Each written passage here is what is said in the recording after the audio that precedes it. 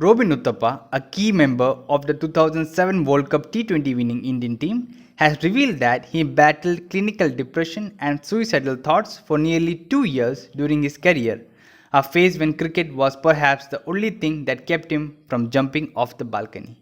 The big hitting top order batsman who represented India in 46 ODIs and 13 T20 internationals was picked up by Rajasthan Royals for Rs 3 crores for this year's IPL, which is currently suspended because of the COVID-19 pandemic. Talking to the New Indian Express, Uthappa says that it is important to remove stigma attached to the mental illness, and he also said that he has been using his experience to spread awareness over the last few years. Yeah, Robin, hi. Yeah, thank you so much for your time, and I really appreciate you talking to us. So yeah, as we discussed, I mainly wanted to focus on this whole mental health aspect of that subject.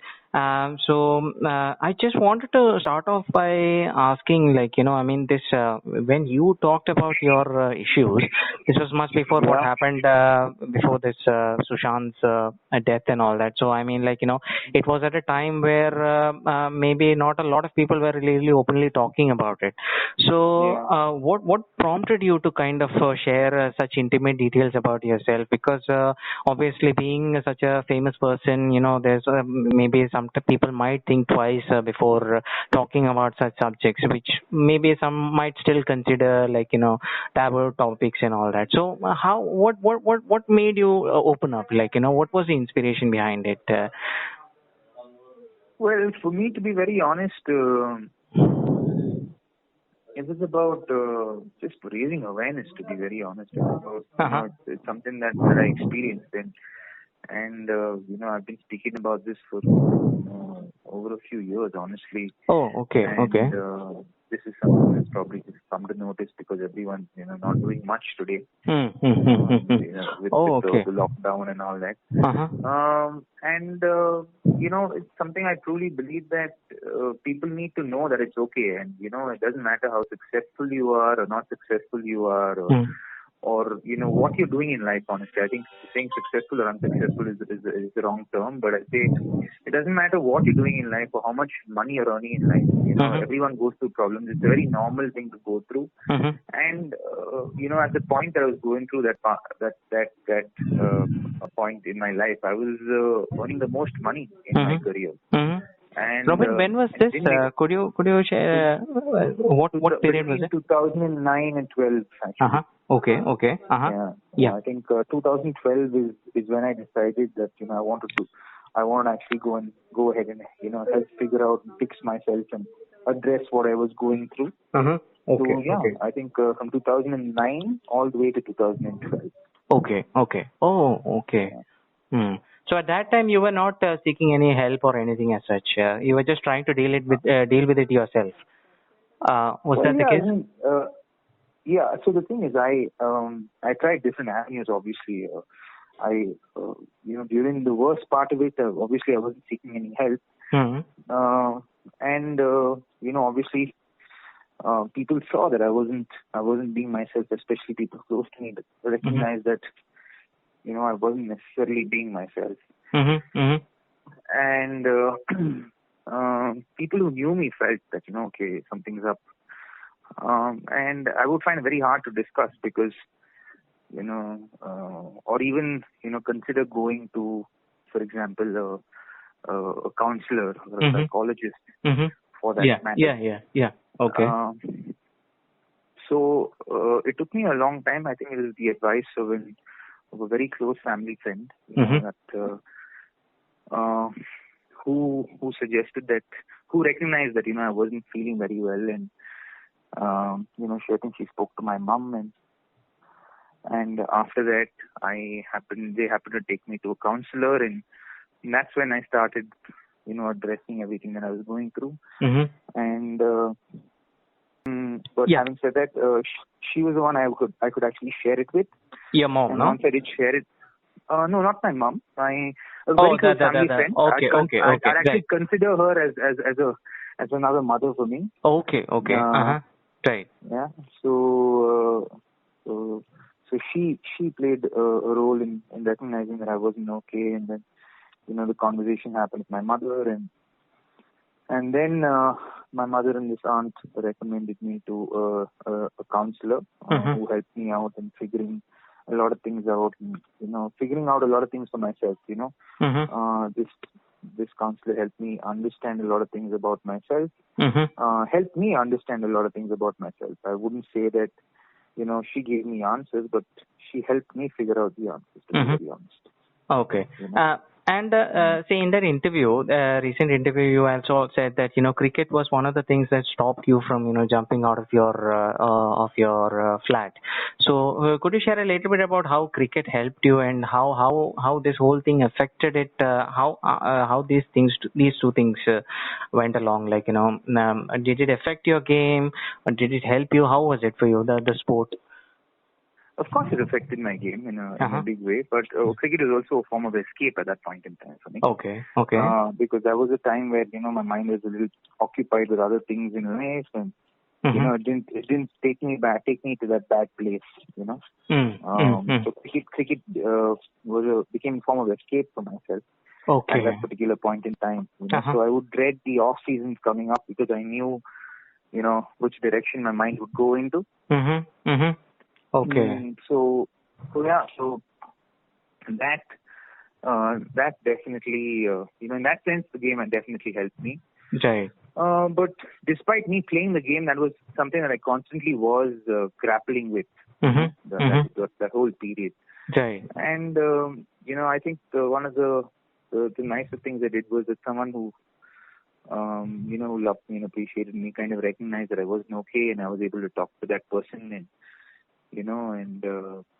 share, and everything kind of worked out for me from there. And I think it's very hard for anyone to at least within our society, especially men, because I think the taboo behind going to a counselor or a psychiatrist is so great that and that's why I keep speaking about it, because it's not a big deal, and it shouldn't be a big deal. We shouldn't make it sound like it's a sin or something to seek help as far as your mental health is concerned. In fact, if anything, that should be one of the first things we should be looking towards, because if we're mentally fine, everything else in our life has a chance of getting better and moving in the direction that we want it to move in. Right. So that's the reason I kind of speak about it very often, because I the more you speak about something that people consider taboo, the more they hear it and get used to it, and then it's not a novelty anymore. It's not a taboo anymore. And you break the stigma of it.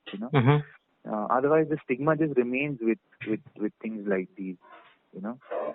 And these are one of the important things. I think even my relationship with God helped me in overcoming this. It played a part for sure.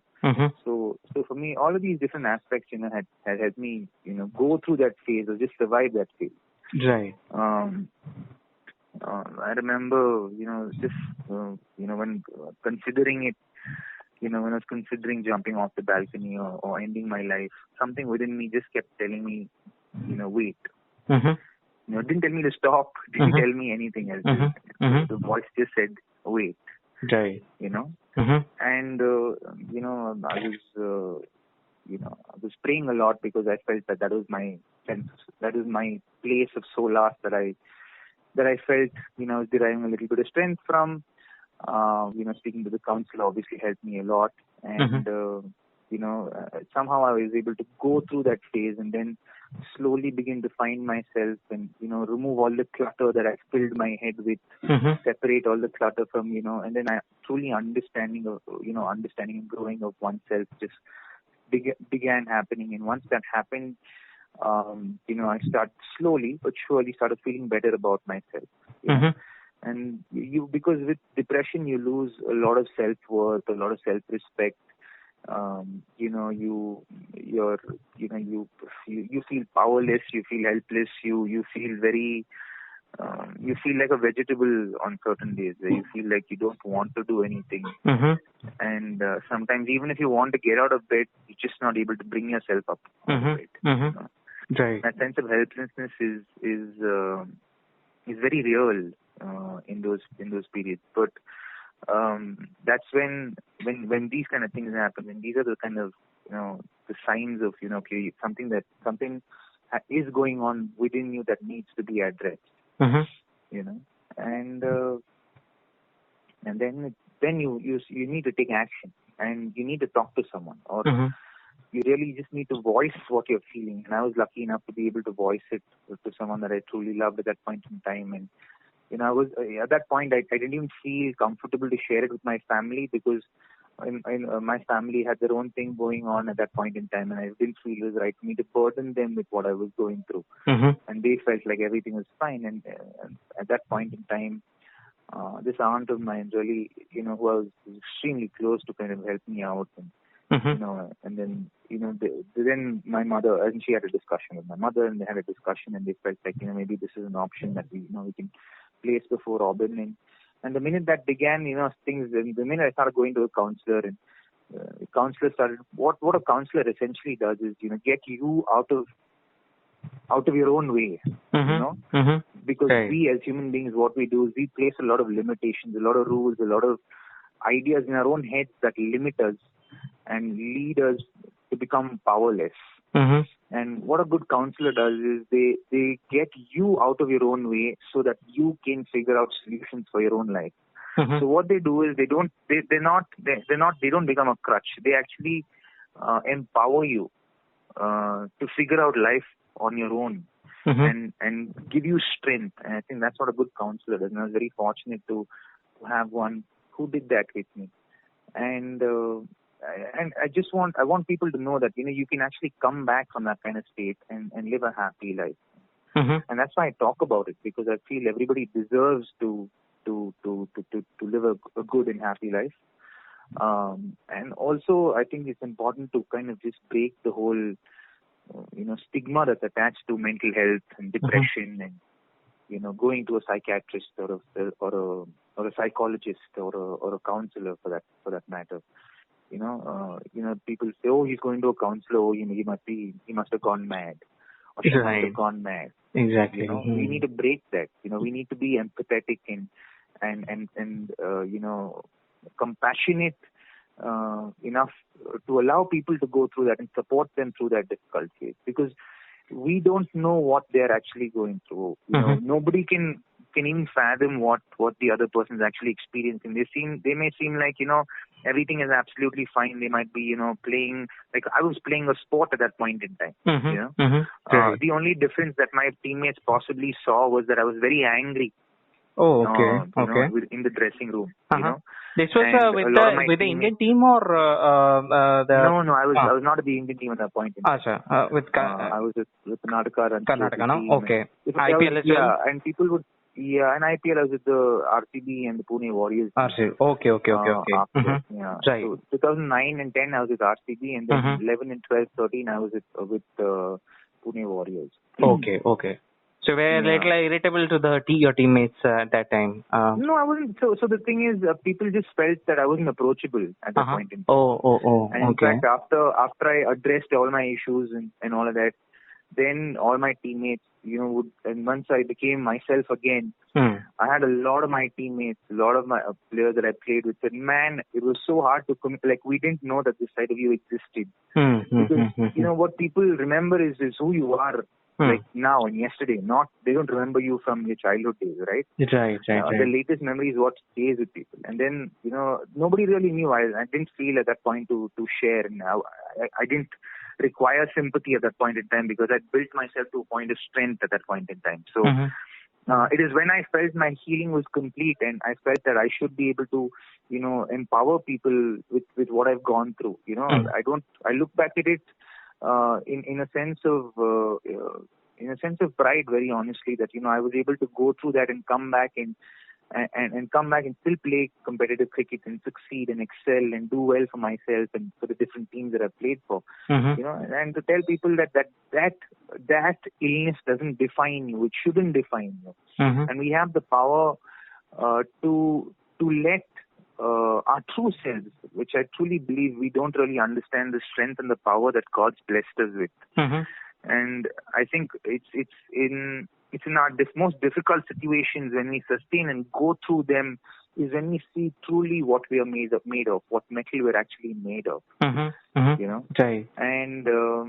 And for me, I think that is what encourages me. And for me, I think my own journey has filled me up with so much compassion to what other people go through. And I'm able to, empathize with what they're going through and understand that, there are difficulties. Everyone has their own journey, you know. Right. And if I can play a small part in helping people, I'd love to. But I also think that, we as a society have to really, be compassionate and lend a ear or put an arm around, someone that we care about, who we may see is not being themselves. Doesn't seem as lively or gung ho about life as they used to be. Just to ask them, inquire, are you okay? How are you? Is everything okay? Do you want to talk about anything that's bothering you? Seems like you're not like yourself. Do you want to talk about it? Just just offer that at least. For all you know, the person may actually want someone to just ask you that. Right. And I think that's what we need to do, because today I think our world is filled with so much of, like, when you just look at your social media and it's such an avenue for people to spew hate and venom in those aspects, in those areas of our life, that hate has become, like, I just feel it's become so easy to kind of spread hate about people, when what we really want in the world right now is to be more compassionate and loving and caring. Yeah, exactly. And at least for the people we care about and we love and respect and all of that. I think we as a people should move more towards that. And giving people the benefit of the doubt. There's no harm in giving people the benefit of the doubt. Doesn't make you a bad person. Doesn't make you a foolish person or anything of that sort. In fact, if anything, it makes you a larger person. Right. And that's my understanding of it. And that's how I live my life. Robin, recently even Mohammed Shami came out in public and he said that he even thought about committing. He thought about ending his life. And if we look at cricket, there have been Glenn Maxwell, for example. He took time out of the sport because of mental health issues, and then we've had so many other cases of cricketers taking a break or talking about this whole depression and mental health. So is the sport in any way a trigger, or how is it, like, because we see even athletes talk? Has that been the case with you, or how is it, like, and how do you see it? No, so the thing is, I think it's inconsequential what the trigger is, Martin. Because at the end of the day, the trigger could be anything. It could be someone's personal life, it could be someone's professional life, it could be someone's career, it could be a relationship, it could be anything. I don't think the trigger matters. I think what matters is the person recognizing that someone's going through this and helping them through it, and they should, and that they can heal from it. Right? No, I mean the pressures of the sport, like, because there's so much expectations. There's so much. You athletes are under severe pressure all the time. So basically, does that affect the mental health in any way? Like, is that one of the reasons that this maybe gets worse? No, see, the sport mentally can make you feel exhausted, can make you feel tired, because of traveling and living in living by in a suitcase for like 250 days in a year, 300 days in a year. You're living out of a suitcase. 8-10 months in a year, you're living out of a suitcase. So that can get to you mentally, but a trigger could be anything. I don't think it's just sport. For some people, it could be sport. For some people, Marcus Trescott went through something. Exactly. Right. So the trigger could be anything, and I think the trigger shouldn't matter. I think the person healing and making them feel like it's okay and that they're bigger than what they're experiencing is what matters. And as in not meeting your goals, it could be for someone in the corporate world, not meeting their goals for almost a year, for someone who's been performing extremely well, for suddenly not being able to perform for a year could literally, could suddenly put them through depression, or could make them question their life choices, and all of that, and just that could spiral into depression and clinical depression and all of that. Right. So it's truly about, it's not about what triggers it, it's about whatever triggers it, how do we address it? That's most important. Right. Robin, and you said that when you were going through this low phase, you were a little bit unapproachable for your teammates.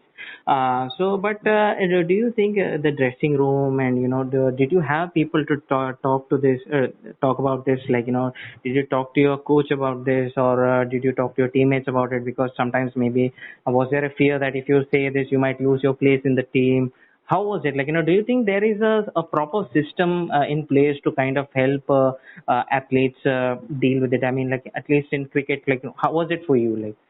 Is there a support system there, or are still No, people not not talking necessarily. about it? Okay. There isn't a support system in that sense. But you can choose to, and especially when you're traveling with a team for 6, 8, 10 months in a year, you can develop relationships where you can trust someone completely and make a friend for life, and speak about what you're experiencing during that point in time, or if you're going through something really difficult, it's possible to have that conversation with someone that you truly trust. Right. Provided you develop that kind of a relationship, and to be very honest, you need to be able to chat about what you're going through with someone that you can trust, and you feel like I can share with this person, and there will not be any judgment about what I'm going through. But you never did that. But you never spoke with your teammates or your coach or anybody. You only spoke to your family or close ones, right? Your aunt. Well, see, the thing is, at that point in time, in 2008, 2009, I was also in 2009. I was a captain with Karnataka Ranji Trophy team. Okay. So for me, at that point in time, at that point when it started, it took my mind off the game. Honestly, it took my mind off the what I was feeling. I kept focused on the game. Right. So that during the course of the season, I think when it actually got to me was the second season of the IPL, when I first played for RCB, and I had a very ordinary season with RCB, despite us going to the finals. And in fact, I had my family travel with me to the IPL in South Africa because I knew how I was feeling, and I felt like I could get some support from them. And they actually traveled with me. My family traveled with me to South Africa. And I was in not good shape at all at that point. I was in pretty bad shape, emotionally and mentally. But I went through that, and it was after that things started getting worse for me. So I would look forward to playing cricket, so I'd get my mind off stuff. But at the same time, it had its implications on me, and had its effect on me, and it showed out to people around me as well. In fact, in the 2009-10 Ranji Trophy season, I was captain of the Ranji Trophy team. We went to the finals. We lost the finals to Mumbai by 5 runs in that season. I led the team very well, but I had a very, very ordinary season with the bat. So it will reproduce itself, as in what you're going through mentally will reproduce itself on different aspects of your life. It could be your career, it could be your relationships, it could be anything, right? It depends on how severe the situation or the condition is and what you're going through at that point in time. So it was only after that I slowly started addressing things, and it took me another year to recognize that I was actually feeling all of these things, and that sense of helplessness really was very, very strong. I think it was after I went through. In fact, in 2010, I was successful. I threw myself so much into the game that I was able to score a lot of runs for RCB in the following season. I ended up with hitting the highest number of sixes in the IPL that season, and then I had a shoulder surgery done, so that added to what I was going through and experiencing. So I went through a shoulder surgery, came out of the shoulder surgery. So, a lot of those things. So before I realized it, what I was going through and what I was experiencing mentally was already, things got really bad. I started recognizing that something's not right with me is when, I started considering suicide as an option.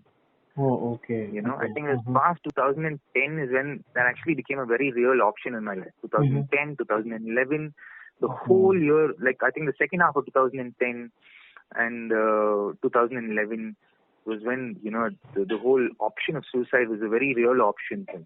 Oh, You know, okay. and Okay. it was the end of, I think, 2010, maybe 11, beginning, maybe middle of 11. It's very vague at the moment. Is when I spoke to my aunt, and you know, she was able to, you know, help in getting through to you know, me seeking help. You know, and she realized that, you know, what I'm going through is not something that will be able to be overcome by having a conversation with family or family members, but he needs possibly professional help. And that's when they took me to a counselor. So, you know, it depends on the severity of what you're going through. And, you know, and it's something that, you know, climbs up on you without you even noticing. Right. So right. the awareness of self becomes extremely important. You know, to be able to recognize, you know, who you are, what do you live for, you know, what are the standards that you live your life by? Are you happy? These are things you have to constantly keep asking yourself. That self-awareness definitely helps in being able to address if you're okay, if you're not okay. You know? Right. Exactly. So anyway, what do you think, like, you know, in sports, for example, like, you know, what should be done, like, you know, because there might be many people who might be going through this, because at the end of the day, these might be more common than we think, you know.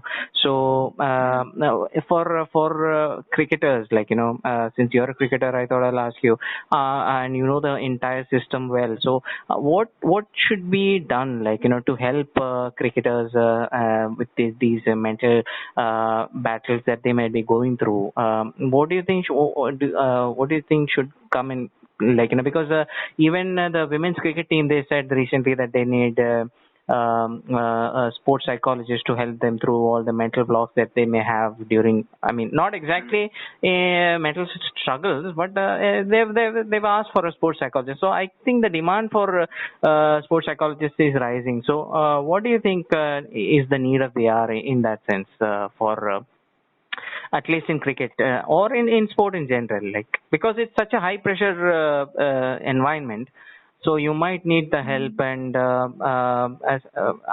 what is it, like, you know, to spread more awareness, what should be done? I think at the base of it, you know, if we as in, I think wherever we are, if we as humans or players or sports people or a community can be more compassionate, one. Right.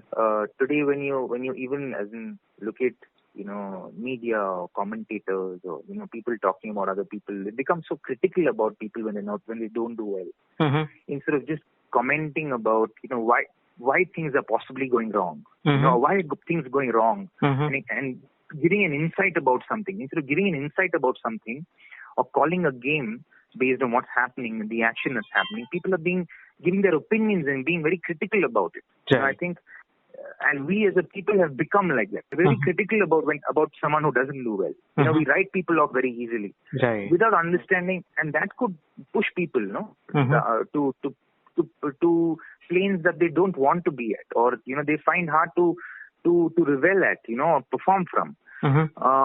So I think as a people, if we can become more compassionate, one, and definitely two would be, and I think have someone professional possibly with each team, and just let the boys know and girls know that, you know, hey, if there's anything you're going through, you want to discuss, there is this person, you know, and you can talk to them. And, you know, if they can find a way to kind of smoothly integrate that into a team you know, chemistry, it would be wonderful, because you know, that option is at least available, you know. So that even if they're not able, even if a player is not able to go because they feel whatever they feel, and they feel, you know, I can't go and speak to somebody at this point in time, or I don't want to go and speak to that person, at least they might you know, they might speak to somebody else. You know? Okay. But if the option is available, you know, then if people are aware that, hey, there is an option, there is a mental health expert here with us who will help us, whether it's sports or And more often than not, what I have seen in my own experience is that when you have a sports psychologist in place, a sports psychologist, and I've tried everything, I've done all of this, and worked with a sports psychologist. I've had a mind coach with me. I've had a cricket coach, like a batting coach for myself, and I've done I've done all of these things, and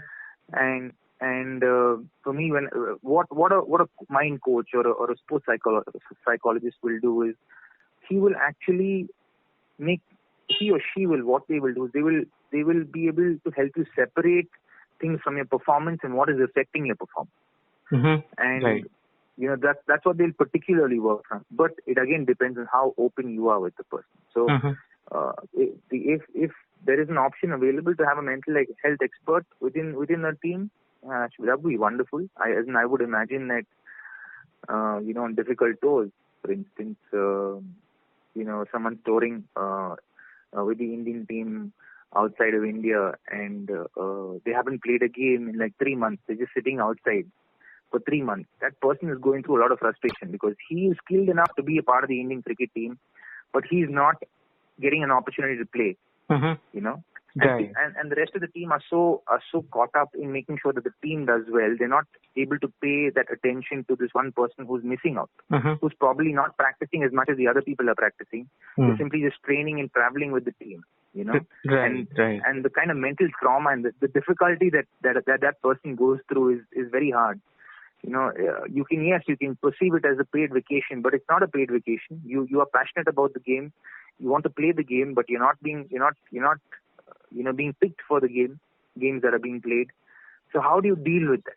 If you have someone with the team, possibly helps them to talk about it and get rid of those feelings, because those feelings, when they sit with you and stew for 3, 6, 5 months, it's what leads it to catastrophic situations.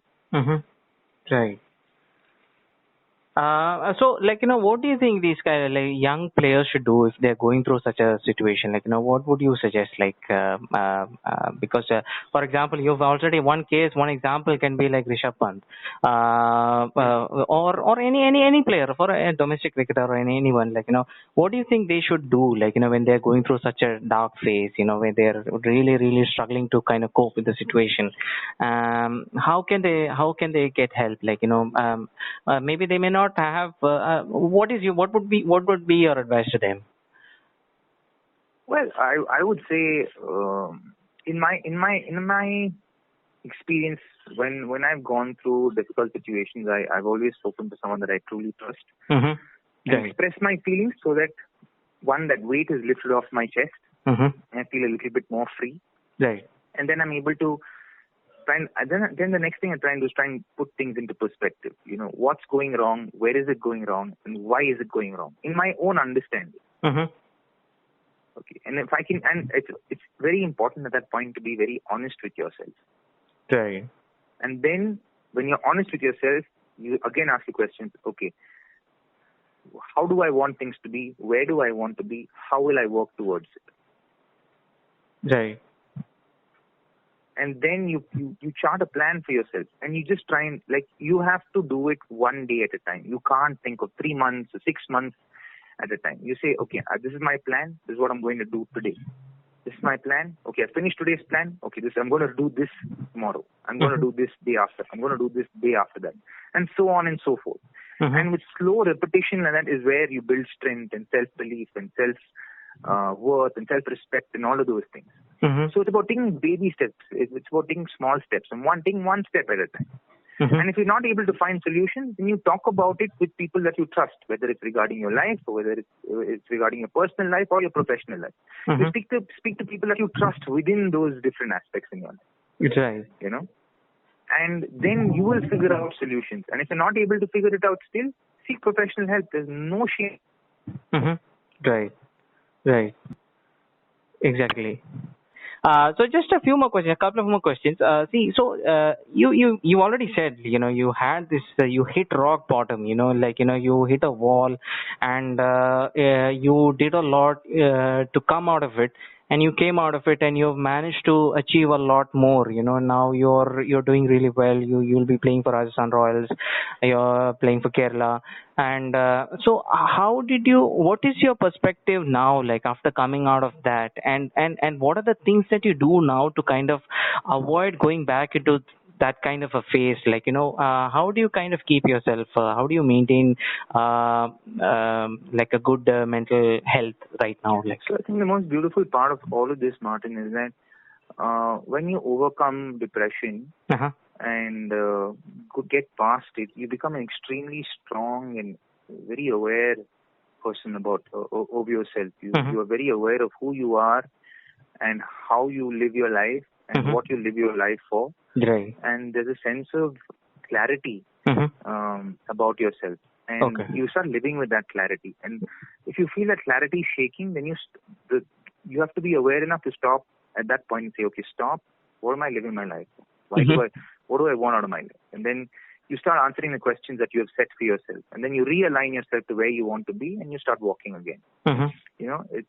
So that's where self-awareness becomes extremely important. But I think the beauty about it's like, you don't get a diamond by just picking up the earth, right? Right. It has to go through the fire, right? Yeah. So when we go through, metaphorical fire of our own life, we come out shining. Right. We come out for the better, and not for the worse. We come out for the better. And not just for ourselves, even for the people around us, we come out for the better. So it's a truly,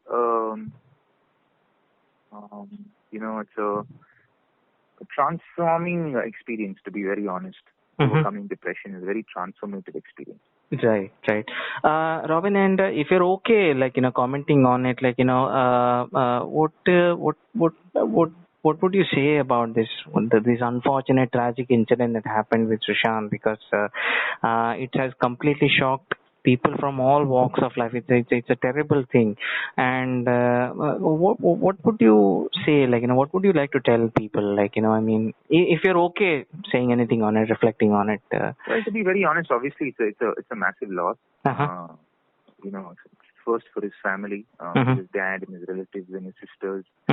It's obviously a massive loss, and my heart goes out to them. And, send them all prayers and strength as much as we can. But secondly, I think Sushant is someone that we know, the whole country knows. There are people, choosing this option on a day-to-day basis for various different reasons. Right. And the only thing I would like to say is that, honestly, it is completely okay for us to not be okay. It's okay for us to not be okay. Just have, faith in yourself that you will be okay, one. Yeah. Two is, have faith in yourself that this is happening for you for a reason. And you will, when you get past this, when you get through this, you will become a much more shinier person. You'll become a much more fuller person. A person with a lot of strength. This will only make you stronger.